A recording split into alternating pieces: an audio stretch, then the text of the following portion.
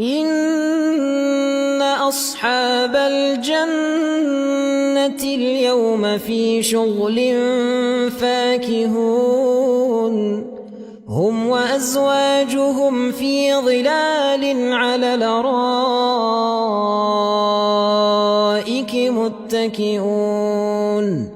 لهم فيها فاكهة ولهم ما يدعون سلام قولا من رب رحيم وامتازوا اليوم أيها المجرمون ألم أعهد إليكم يا بني آدم ألا تعبدوا الشيطان إنه لكم عدو مبين وأن اعبدوني هذا صراط مستقيم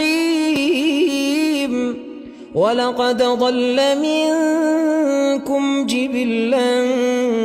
كثيرا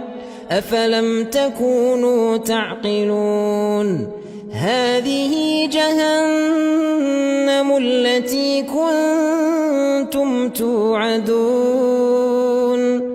اصلوها اليوم بما كنتم تكفرون اليوم نختم على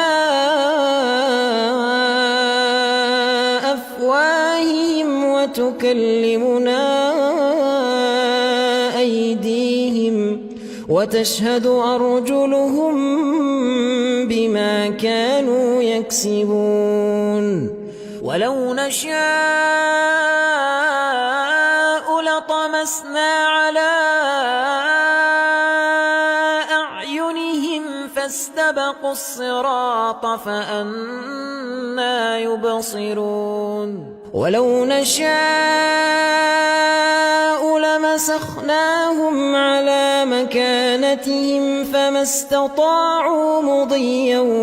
ولا يرجعون ومن نعمره ننكسه في الخلق أفلا تعقلون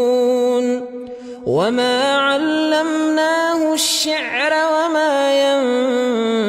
ينبغي له إن هو إلا ذكر وقرآن مبين